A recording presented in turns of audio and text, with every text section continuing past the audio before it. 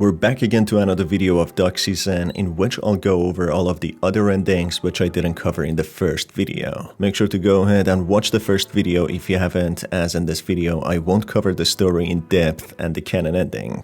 Hi folks, I'm R, your narrator, and welcome to Duck Season, all the endings explained. Apart from the canon one, which I will cover only briefly.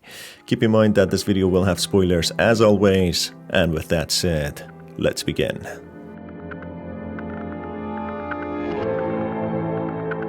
The story set in 1988 takes place in a town called Amityville, which, if you thought about it, you're correct. It is the same name of the horror story which takes place in Amityville, where a young boy is surprised by his mother renting the trendy popular Duck Season game which he plays for the entire day. The story suddenly takes a huge turn as the boy learns the game is infested with a digital demon who is intending to infiltrate their house and kill both him and his mother, and is left with several choices in order to achieve 7 different endings. One ending is the canon one, where he ends up destroying the cryptid, or in other words the digital demon, but that leaves him orphaned with his mother killed, making him set out on a very 1980s-esque troubled yet deep journey of finding oneself. Apart from that serious yet questionably humorous ending, another ending can be achieved if the boy decides not to shoot at the dog at all, which unlocks the FLESTA ending. After playing the game till late in the evening, the boy brushes his teeth and goes to bed, waking up the next day for the mother to inform him with good news of renting Duck Season for one more day since he liked it so much. Boy,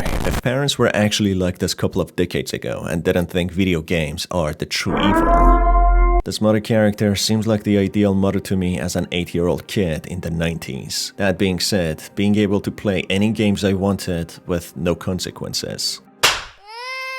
Back to the living room in front of his good old CRT TV, which to his time was probably new or at least current, the boy excitedly unpacks a new game that has recently come out, being no other than Final Fiesta 2. Of course, Final Fiesta 2 is a parody of Final Fantasy 2, which came out in 1988. And just like Final Fantasy, it of course wouldn't be actually the final Fiesta.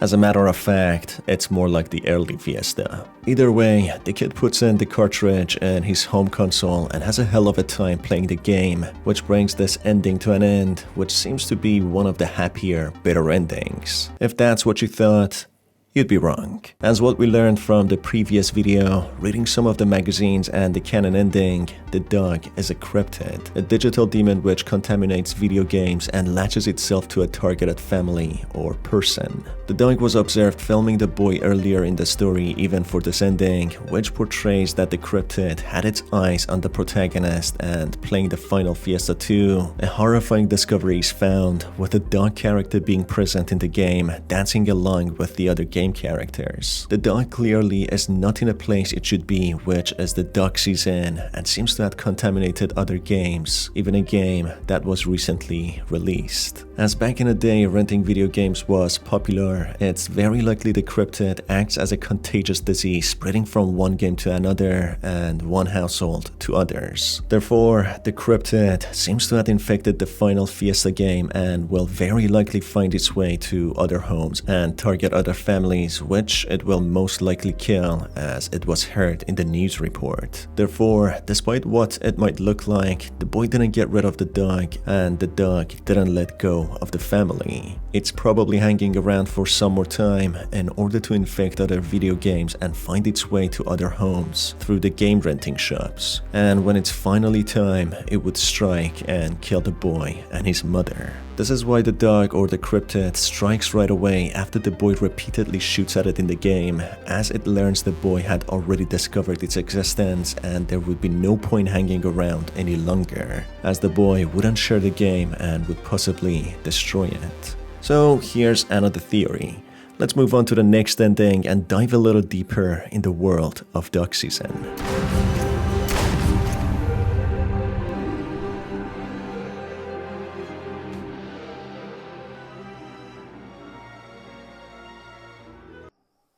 In other turn of events, the breaking news report changes, informing the viewers that several families have disappeared instead of killed, urging the viewers to dial 911 if they know anything. This time around, a telephone magically finds its way next to the boy's play area, which he picks up and reports the strange occurrences in his house, with a dog mascot being present and filming him.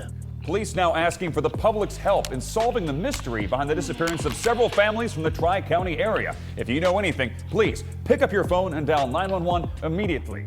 As the story of the game continues as normal, reaching the final episode where the background music stops and the dog mascot can't be seen anywhere in the game, the character of the game turns around to see the dog present behind the boy in the living room. As the boy leaves the game, a breaking news reports on the authorities closing down on the suspect, which is reported to be a bipedal animal rather than a human in a mascot suit, which culminates in the mascot running to the boy's backyard with a large kitchen knife he stole when he is shot dead by the police helicopter, having his corpse lying motionless in the backyard. A police member in a conference then goes on reporting on the people who have been found dead, which is a large list of people involved in making the game. Truly a nice touch. Not much explanation is needed for this ending, as it's self-explanatory, which in a way acted as a comic relief. By the way, just to mention, you can find a rad videotape called Kazoo Kid, which is a throwback to the video edit done by Mike Diva on YouTube. In this ending, the game plays yet again as normal up until the end, when the dog mascot infiltrates the house and approaches the boy to kill him. If the boy fails to shoot the dog multiple times with the game toy gun to neutralize it, the dog mascot stabs the boy, which changes the perspective to another onlooker who seems to be the game character shooting the dogs who watches the house from above, with the boy's motionless body lying on the ground with the dog mascot standing overlooking him when he looks directly at the new onlooker, waving him in a menacing manner before using the toy gun to go back to the digital realm, being the cryptid that he truly is. This yet again reveals the dog mascot acted as a cryptid who killed the family, including the child and the mother, as the boy found out about its presence and kept on shooting it in the game. Therefore, the cryptid wasted no time in taking action and killing them, not risking being compromised. The game character, even though digital, seems to be someone looking out for the boy, shooting the dogs, and even the dog in different endings, seemingly trying to get rid of it and protect the boy and his mother. This character is also observed in all of the endings and intros, watching the family with intent as if being in a stage.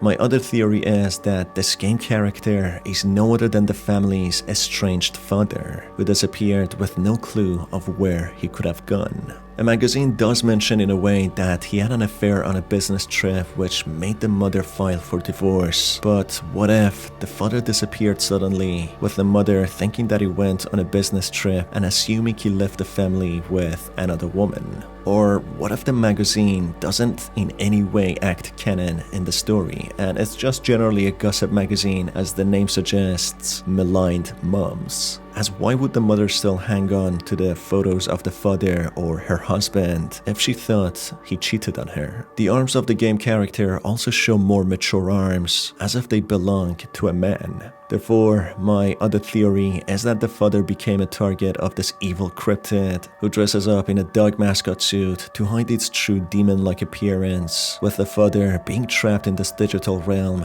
the video game, and disappearing with no sign. An altered news report also reveals many families disappeared, which makes me think they were also taken by the cryptid into the digital realm. So maybe the game character who shoots at the dogs, watches all the intros and outros of the family in a stage-like world, is no other than the concerned father who tries desperately to save his family and rid them of this evil cryptid. That's why in this ending, the dog mascot clearly waves at the game character as if he's alive and conscious, with the cryptid taunting the father that it managed to kill his entire family. What an absolute tragedy the poor father had to endure even after being trapped in a digital world. In this ending, if the game character fails to defeat the dog mascot in the final battle and the cryptid manages to break the TV screen, it manages to infiltrate the real world and is seen walking around the boy while he's sleeping, making the game character observe this in horror, getting stuck in the game world forever, never able to leave. The game time then changes to day yet again, with the screen showing a different house and a different kid who has brown hair instead of blonde, playing with a toy gun. My theory here is that the father who became trapped in the game by the cryptid has to watch himself being dominated and enslaved by the demon, serving him in a new dawn of the game, infiltrating more homes and this time not being able to resist him by shooting him as he failed beating him in a battle. And another ending called the NUKE ending, if the game character trapped in the game shoots at the sun, it triggers an explosion which blows up everything, including the game stage, which makes the boy get thrown into a void, with the game character watching the entire ending unfold before his eyes, being fully powerless to engage. What's interesting here is that the boy, being confused, running around not finding anyone, calls out for his mother and also his father.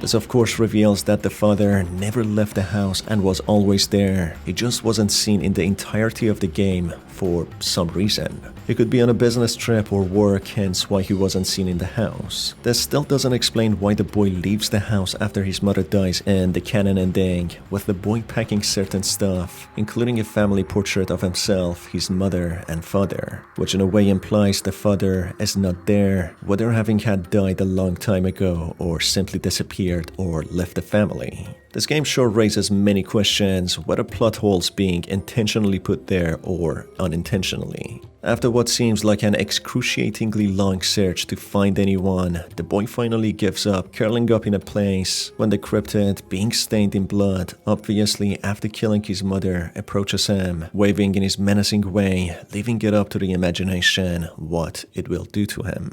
Finally, after achieving all the endings, playing the game once more without shooting the dog, we have a throwback to the Silent Hill 2 strange ending with a dog orchestrating everything behind hidden doors. This time around, instead of finding the final FLESTA 2 cartridge, the boy finds a strange videotape labeled "It's Me." As he plays it, he watches the dog mascot pointing to him, the boy, and then subsequently to himself, displaying a baby rocking gesture as if trying to imply that the boy is his child, which goes back to the original theory that the dog mascot could be the boy's estranged father, which causes some confusion, fair to say. This unlocks the dog ending with the game character finding himself in the stage, but this time around, no cutouts being used with a projector found in the center of the stage. Using the machine, a secret door opens with the dog being seen in front of many monitors while controlling certain things, as if the entire story was created by this entity. This of course is a strange tribute given to the strange ending in Silent Hill 2 dog ending,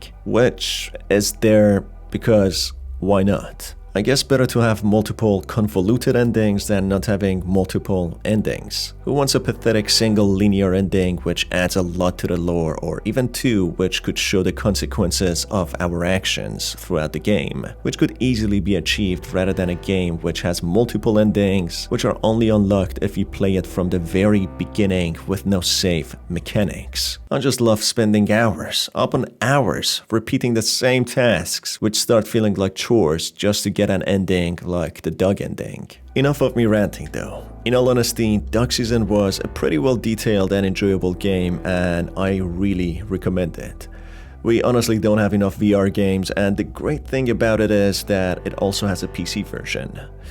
Anyway, it's been R, your host. Thanks for being here, and I will catch you on the next one. Take care.